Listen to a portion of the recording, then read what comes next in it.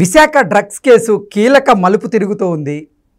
ఆ private company అడ్రస్ని hide చేసేందుకు ఆంధ్రప్రదేశ్ పోలీసులు ప్రయత్నం చేస్తున్న నేపథ్యంలో వైఎస్ఆర్సీపీకి సంబంధించినటువంటి నేతల హస్తం ఈ డ్రగ్ ఇష్యూలో ఉంది అనేటువంటి వాదనలు బలంగా తెరమీదకు వస్తున్న నేపథ్యంలో ఈ అంశానికి సంబంధించి మనతో మాట్లాడేందుకు ప్రముఖ రాజకీయ విశ్లేషకులు, ప్రముఖ సీనియర్ జర్నలిస్ట్ సిఎస్ రావు గారు మనతో ఉన్నారు. సార్తో మాట్లాడదాం. సార్ నమస్తే. సార్ నమస్తే. సార్, వైజాగ్ డ్రగ్ ఇష్యూకి సంబంధించి అసలు ఆంధ్రప్రదేశ్ పోలీసులు ఎందుకు ఆ ప్రైవేట్ కంపెనీకి సంబంధించినటువంటి అడ్రస్ని హైడ్ చేసేందుకు చూస్తున్నారు? అసలు ఆ డ్రగ్ ఇష్యూకి వైఎస్ఆర్సీపీ నేతలకి సంబంధం ఉందా? వైఎస్ఆర్సీపీ నేతలకు సంబంధం ఉంది కాబట్టే సిబిఐ వారికి ఆంధ్రప్రదేశ్ పోలీసులు సహకారం అందించట్లేదా? అసలు తెర వెనక ఏం జరుగుతుంది అంటే ఏం చెప్తారు సార్? ఒకటేంటంటే, ఒకవేళ వైఎస్ఆర్ కాంగ్రెస్ పార్టీకి సంబంధించిన కొంతమంది నేతలకు కానీ, లేదంటే వైఎస్ఆర్ కాంగ్రెస్ పార్టీకి కానీ సంబంధం లేకపోతే అసలు ఆంధ్రప్రదేశ్ పోలీసులకి ఏం పని అక్కడ? సిబిఐ వాళ్ళు ఇంటర్పోల్ డైరెక్షన్ మేరకు, ఇంటర్పోల్ ఇచ్చినటువంటి డైరెక్షన్ క్లూస్ మేరకు వాళ్ళు అక్కడ రైడ్ చేశారు. రైడ్ చేసి 25,000 కేజీల కొకైన్ పట్టుకున్నారు, డ్రగ్స్ పట్టుకున్నారు. దాంట్లో వీళ్ళు సీజ్ చేస్తున్నప్పుడు వీళ్ళు పోయి డ్రాగ్ ఆన్ చేయాల్సిన అవసరం ఉంది. డ్రాగ్ ఆన్ చేశారని ఎఫ్ఐఆర్లో సిబిఐ వాళ్ళు పొందుపరిచారా లేదా? పొందుపరిచారు కదా. అంటే ఏ స్థాయిలో వీళ్ళు అడ్డుకునేటువంటి ప్రయత్నం చేశారు అనేది ఆ ఎఫ్ఐఆర్ని చూస్తే అర్థమవుతుంది. ఒకటి, విశాఖ సంబంధించినటువంటి పోలీస్ కమిషనరు, అక్కడ ఉండేటువంటి నిఘా సంబంధించినటువంటి పోలీసులు, తర్వాత అక్కడ ఉండేటువంటి సివిల్ పోలీసులు అందరూ వెళ్ళారు. ప్లస్ విశాఖ పోర్ట్లో ఉండేటువంటి ఉద్యోగులు వాళ్ళు కూడా వెళ్ళి సిబిఐని అడ్డుకునేటువంటి ప్రయత్నం చేశారనేది ఎఫ్ఐఆర్లో పొందుపరిచారు. అంటే దీన్ని బట్టి చూస్తే మరి ప్రభుత్వం, రాష్ట్ర ప్రభుత్వానికి సంబంధించిన కొంతమంది పెద్దల ప్రమేయం ఉందా లేదా అనేది అర్థమవుతుంది. వేరే చెప్పవసరం, దీని మీద పెద్దగా విశ్లేషణ చేయవసరం. ఇంకోటి ఏంటంటే, ఇప్పుడు Sanjay aqua private limited address తోటి అవి వచ్చాయి. ఈ సంజయ్ ఆక్వా ప్రైవేట్ లిమిటెడ్కి సంబంధించినటువంటి ఉద్యోగులను కానీ, లేదంటే అక్కడ ఉండేటువంటి నిర్వాహకులను కానీ తీసుకెళ్ళి అక్కడికి సిబిఐ వాళ్ళు ఆడ ఓపెన్ చేశారు. మనం ఇదే కేసుని మనము కొంచెం వెనక్కి వెళ్ళి కనుక విజయవాడ చూస్తే, అప్పుడు అసీ ట్రేడర్స్ పేరుతోటి అప్పుడు కూడా డ్రగ్స్కి సంబంధించిన వ్యవహారం బయటకు వచ్చింది. సో అసీ ట్రేడర్స్ పేరుతోటి బయటకు వచ్చినప్పుడు ఈ అడ్రస్ని ఉపయోగించుకొని ఎవరో దాన్ని మ్యానిపులేట్ చేశారనేది కదా అప్పుడు వచ్చింది. అంటే కాకినాడ పోర్ట్ నుంచి వచ్చిన దాన్ని హైడ్ చేస్తూ ఈ అసీ ట్రేడర్స్ అని పెట్టారనేది, అడ్రస్ని మార్చేశారు, ఫేక్ అడ్రస్ పెట్టి ఇదా చేశారనేది కదా వచ్చింది అప్పుడు. అంటే అక్కడ పోలీసులు చేసిన దాని ప్రకారం. కానీ అక్కడ యాక్చువల్గా సెంట్రల్ దర్యాప్తు సంస్థ చేయాలి, కానీ లోకల్ పోలీసులు అప్పుడు కూడా చేశారు. ఇప్పుడు కూడా ఏమవుతుంది, ఇక్కడ చిన్న ట్విస్ట్ ఏంటంటే, ఇక్కడ ఇప్పుడు సంజయ్ ఆక్వా లిమిటెడ్, ఈ సంజయ్ ఆక్వా లిమిటెడ్ అడ్రస్ తోటి ఏముంది, అక్కడ డ్రై ఈస్ట్ ఉంది, అంతే కదా. వాళ్ళు ఇంపోర్ట్ చేస్తుంది డ్రై ఈస్ట్, ఇంపోర్ట్కి ఆర్డర్ ఇచ్చింది.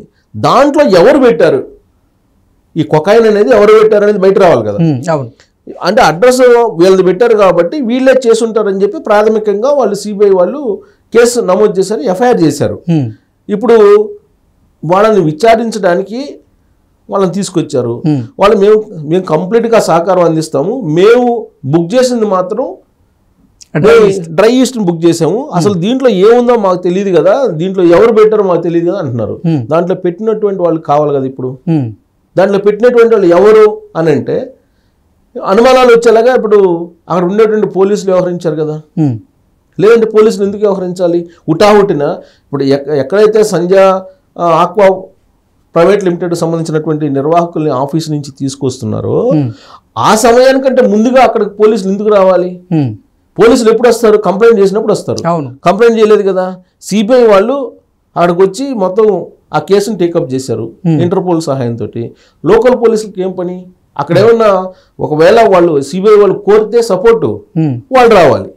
సిబిఐ వాళ్ళు కోరలేదు కదా. సిబిఐ వాళ్ళు కోరకుండానే, వాళ్ళు విజ్ఞప్తి చేయకుండానే, వాళ్ళు ఇంటిమేట్ చేయకుండానే లోకల్ పోలీసులు, అందులో పోలీసు ఉన్నతాధికారులు కొంతమంది అక్కడికి వెళ్ళి సిబిఐ వాళ్ళు చేసేటువంటి దర్యాప్తుని, తనిఖీలని అడ్డుకునేటువంటి ప్రయత్నం చేశారు అనేది సిబిఐ ఎఫ్ఐఆర్లో ఉంది కదా. ఇంతకన్నా ఆ ఉదాహరణ ఏముంటుంది?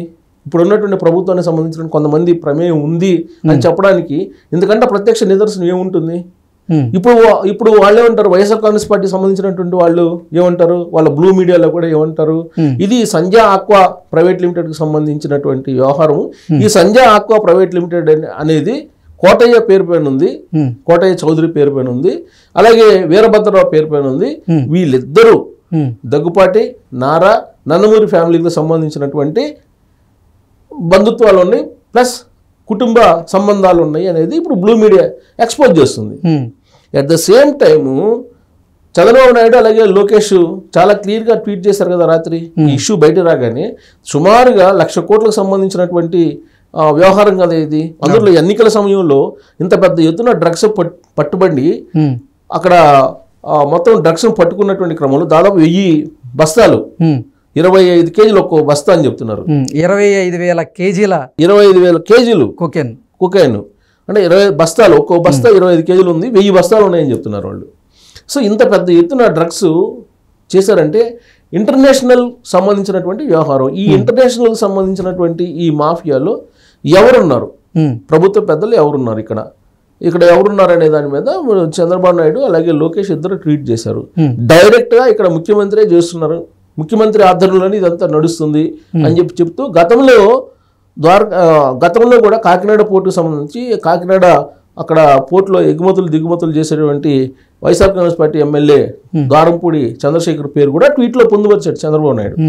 సరే, ఇవి ఆరోపణలు.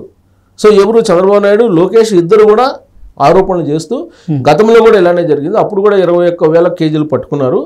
అక్కడ కూడా గుజరాత్ ముద్రా పోర్ట్ నుంచి ఓడరేవు నుంచి డైరెక్ట్గా మచిలీపట్నానికి వచ్చాయి. మచిలీపట్నం డంప్ చేసుకున్నారు, కానీ అడ్రస్ మాత్రం కాకినాడ పోర్టుది పెట్టారు. ఇంపోర్ట్ చేసుకుందేమో మచిలీపట్నంలో.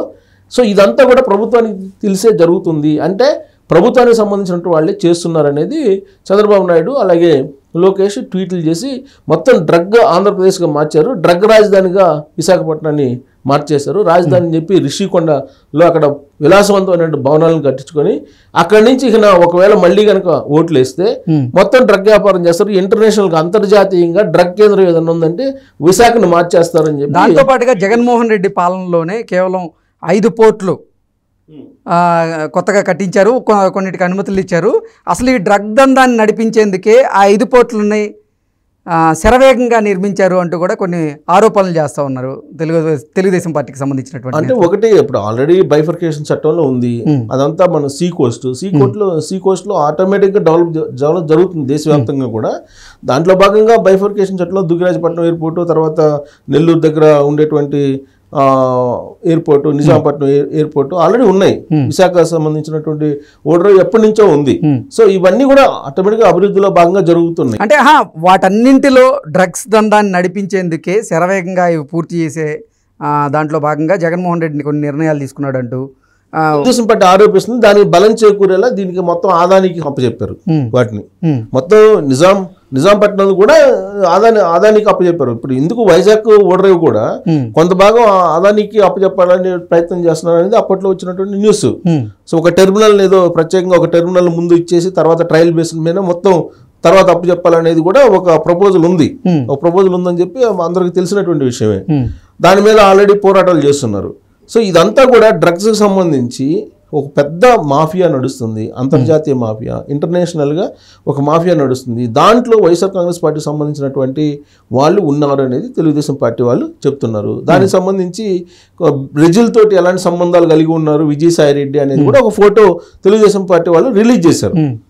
సో బ్రెజిల్ తోటి ఏ విధంగా బ్రెజిల్ అధ్యక్షుడిగా అప్పుడు ప్రమాణ స్వీకారం చేసినప్పుడు బ్రెజిల్ అధ్యక్షుడికి విజయసాయి రెడ్డి విశేష చెప్పడం, ఆయన ఫోటోలు తీసుకోవడం, ఇవన్నీ కూడా రిలీజ్ చేశారు. సో అంటే వీళ్ళు రిలీజ్ చేసినటువంటి అవే ఆధారాలా అంటే మనం చెప్పలేం కానీ, బట్ బ్రెజిల్ తోటి సంబంధాలు ఉన్నటువంటి విజయసాయి రెడ్డి, తర్వాత ఈ వైఎస్ఆర్ కాంగ్రెస్ పార్టీకి సంబంధించినటువంటి కొంతమంది పెద్దలు అందరూ కలిసి ఇది చేస్తున్నారు అనేది తెలుగుదేశం పార్టీ చెప్తోంది. వీళ్ళు కొన్ని ఫోటోలు రిలీజ్ చేస్తుంటే వాళ్ళు కొన్ని ఫోటోలు రిలీజ్ చేస్తున్నారు. కానీ ఇప్పుడు చంద్రబాబు నాయుడు గారు లోకేష్ గారు ఏం చెప్తున్నారు, ప్రభుత్వంలో మీరే ఉన్నారు కదా, మీరే దాన్ని విచారించి ఎవరైతే బాధ్యులు ఉన్నారో వాళ్ళ మీద కఠిన చర్యలు తీసుకోమంటున్నారు. కానీ దీన్ని రాజకీయ కోణం నుంచి రాజకీయం పొలవడానికి వైఎస్ఆర్ కాంగ్రెస్ పార్టీ ప్రయత్నించి ఎస్కేప్ కావాలంటే ప్రయత్నం చేస్తుంది అనేది ఈ ఇన్సిడెంట్ చూసినటువంటి వాళ్ళు భావిస్తూ ఉన్నారు. అలాంటి భావన కలవడంలో తప్పు లేదు, ఎందుకంటే ఆడ పోలీసులు పోవడమే తప్పు. దానికి తోడు ఆ సంధ్య ఆక్వాకి సంబంధించినటువంటి అడ్రస్ని హైడ్ చేయడానికి ప్రయత్నం చేయడం కూడా, అడ్రస్ హైడ్ చేసే ప్రయత్నం కూడా చేస్తున్నారు ఒకటి. రెండు ఏంటంటే అసలు సంజయ్ ఆక్వా లిమిటెడ్ ఏం చెప్తుంది, ఫస్ట్ టైం మేము బ్రెజిల్ నుంచి ఇంపోర్ట్కి సంబంధించి ఆర్డర్ ఇచ్చిందని చెప్తున్నారు. కానీ అక్కడ వాళ్ళు ఏం చెప్తున్నారు, ఓడరేవులో లేదు గతంలో కూడా అనేక సందర్భాల్లో ఈ ఇంపోర్ట్ చేసుకున్నారు ఈ డ్రై ఈస్ట్ అనేదాన్ని అని చెప్పి వాళ్ళు చెప్తున్నారు. అంటే ఏది కరెక్ట్?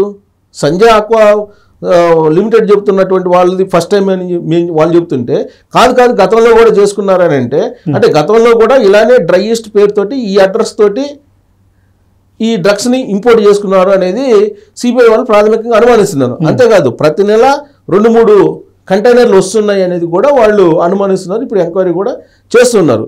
అయితే ఇక్కడ పోలీస్ ప్రమేయం ఎప్పుడైతే ఇన్వాల్వ్ అయిందో, ఆ పోలీస్ ప్రమేయం ఇన్వాల్వ్ అయినప్పుడే ప్రభుత్వంలో ఉండేటువంటి పెద్దల యొక్క సహకారం ఉంటుంది అనే దానికి బలం చేకూరుతుంది. దాన్నే ఇప్పుడు తెలుగుదేశం పార్టీ వాళ్ళు చెప్తున్నారు. డైరెక్ట్గా పేర్లు చెప్తున్నారు. వాళ్ళు మనం చెప్పలేకపోవచ్చు కానీ వాళ్ళు పేర్లు పెట్టి ఆరోపణలు చేస్తున్నారు. చంద్రబాబు నాయుడు, లోకేష్, అలాగే బోండా ఉమా కానీ వీళ్ళందరూ డైరెక్ట్గా చెప్పేస్తున్నారు. పట్టాభి కొద్దిసేపటి కింద ప్రెస్ మీట్ పెట్టి డైరెక్ట్గా చెప్తున్నారు తెలుగుదేశం పార్టీకి సంబంధించిన అతను డ్రగ్స్ ఏ విధంగా ఎక్కడి నుంచి ఎక్కడికి వస్తున్నాయి, ఏ పోర్ట్ నుంచి ఎక్కడికి వస్తున్నాయి, ఈ ఇంటర్నేషనల్గా ఏ విధంగా సంబంధాలు పెట్టుకున్నారు వీళ్ళు, అంతర్జాతీయంగా డ్రగ్ కేంద్రంగా ఏ విధంగా ఆంధ్రప్రదేశ్ మార్చబోతున్నారు, ఇవన్నీ ఎక్స్ప్లెయిన్ చేసాడు పట్టాభి. ఇప్పుడు ఒకవేళ తెలుగుదేశం పార్టీది కనుక ఉంటే వీళ్ళు ఇంత ఎక్స్ప్లెయిన్ చేయాల్సిన అవసరం లేదు కదా. అవును, వాళ్ళే చెప్తున్నారు కదా, అధికారులు మీరున్నారు చర్యలు తీసుకోండి అని. అసలు పోలీసులు పోవాల్సిన అవసరం ఏంటి అక్కడికి? ఇప్పుడు కోడికత్తి జరిగింది, కోడికత్తి కేసు జరిగినప్పుడు ఎన్ఐఏ వాళ్ళు టేకప్ చేసింది ఆ కేసుని. ఇప్పుడు ఆంధ్రప్రదేశ్ పోలీసులు కాదు కదా, ఎయిర్పోర్ట్ పరిధిలో జరిగింది కాబట్టి. అలానే ఇప్పుడు ఓడరేవు పరిధిలో జరిగింది కాబట్టి అది సిబిఐ టేకప్ చేసింది పైగా. సో చేసినప్పుడు వితౌట్ ఇన్ఫర్మేషన్ వీళ్ళు వెళ్ళి సిబిఐని అడ్డుకోవటం అనేదే, ప్లస్ ఎఫ్ఐఆర్లో దాన్ని అఫీషియల్గా నమోదు చేయటం సిబిఐ అనేదే ఇప్పుడు అనుమానాలు రేకెత్తిస్తుంది. సో అది ఖచ్చితంగా ప్రభుత్వానికి సంబంధించినటువంటి పెద్దలు, సూత్రధారులు, పాత్రధారులు వీళ్ళందరూ ఉన్నారు, డాన్స్ ఉన్నారు. ఈ డాన్లు ఎవరో బయట రావాలి, ఆ బిగ్ బాస్ ఎవరో బయట రావాలి అనేది ఇప్పుడు తెలుగుదేశం పార్టీ